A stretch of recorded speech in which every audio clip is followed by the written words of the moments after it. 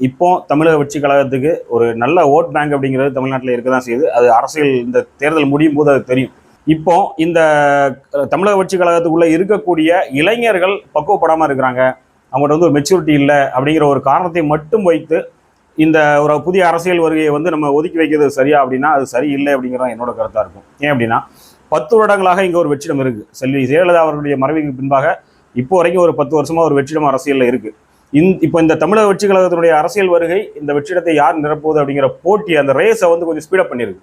இப்போ இந்த சூழலில் திமுகவை வீழ்த்துவதற்கும் ஒரு சரியான காலகட்டம் அப்படிங்கிற இதுவாக தான் இருக்கும். ஏன் அப்படின்னா இப்போ இந்த சூழலில் அவர் ஏற்கனவே சொல்லிட்டாரு, விஜய் அவர்கள் சொல்லியாச்சு, யார் என் கூட கூட்டணிக்கு வந்தாலும் நாங்கள் வந்து ஆட்சியிலையும் அதிகாரத்திலையும் பங்கு தரோம் அப்படிங்கிறதான் சொல்லியாச்சு. இப்போ இந்த சூழல்லையாவது அரசியலில் நல்ல அனுபவமிக்க ஆளுமைகளாக இருக்கக்கூடிய அண்ணன் திருமாவளவன், அண்ணன் வேல்முருகன், இன்னும் கம்யூனிஸ்டுகள்லாம் இந்த வாய்ப்பை பயன்படுத்தி, ஏன்னா வந்து அவங்கள்ட்ட புதுசாக வந்திருக்க மெச்சூரிட்டி இல்லை, இவங்க நடிகராக இருந்து வந்திருக்காங்க, அந்த அந்த ரசிக மனநிலையை வைத்து அரசியலுக்கு ஒரு வந்து ஆபத்தானது அப்படிங்கிற அந்த வார்த்தைகள், இந்த கருத்துக்கள் எல்லாம் ஒதுக்கி ஓரமாக வச்சுட்டு ஜனநாயக கட்டமைப்புக்குள்ள யதார்த்த சூழல் அப்படிங்கிறது ஓட் பேங்க் தான். இப்போ இந்த ஓட் பேங்க் இருக்குது, அந்த ஓட் பேங்கை எப்படி பயன்படுத்தி மாற்றத்தை நோக்கி நகரலாம் அப்படிங்கிறத இந்த ஆளுமைகள்லாம் யோசிச்சா ஒரு நல்ல மாற்றத்தை கொண்டு வர முடியும். இப்போ இவங்கெல்லாம் வந்து இப்போ தேவைக்கு கூட கூட்டணி வச்சு ஒரு குறிப்பிட்ட அளவிலான ஒரு சீட்டை வாங்கி அதில் ஜெயிக்கிற வாய்ப்பு இருந்தால் ஜெயிச்சு இவங்க சட்டமன்றத்தை இப்போ தமிழ்நாட்டோட வரலாற்றை மாற்றுவதற்கான இவ்வளோ நாளாக இருந்த ஒரு இந்த கரப்டான ஒரு சிஸ்டத்தை மாற்றுறதுக்கான ஒரு முயற்சியை இவங்க அதிகாரத்துக்குள்ளேருந்து எடுக்கிறதுக்கான வாய்ப்பு இப்போ அவங்களுக்கு கிடச்சிருக்கு. இப்போ இந்த வாய்ப்பை தவற விட்டாச்சுன்னா இப்போ இந்த தேர்தலுக்கு அப்புறம் வந்து இப்போ தனித்தே தமிழக வெற்றி கழகம் நிற்குது, 2வது இடத்தையோ 3வது இடத்தையோ பிடிக்குது அப்படின்னா அடுத்த தேர்தலில் வந்து மறுபடியும் அதுக்கு மேலே உயருமா அப்படின்னா அது உயர்றதுக்கான வாய்ப்பு கிடையாது, கீழே இறங்கிடும். அது ஒரு சாதாரண அரசியல் பார்வை தான் அது.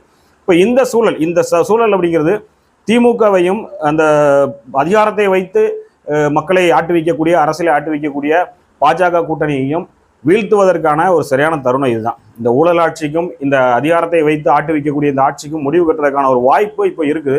இப்போ இந்த ஆளுமைகள் எல்லாம் இந்த தமிழக வெற்றி கழகத்துடன் இணைந்து இந்த ஈகோ இதெல்லாம் தூக்கி ஓரமாக வச்சுட்டு, பேசின விஷயங்கள்லாம் கருத்துக்கள்லாம் தூக்கி ஓரமாக வச்சுட்டு இப்போ ஒரு முடிவு வந்தாச்சு. பாஜக கூட கூட்டணியே இல்லை, தேவைக்கா வந்து பாஜகவோட பி டீம்னு பேசினாங்க.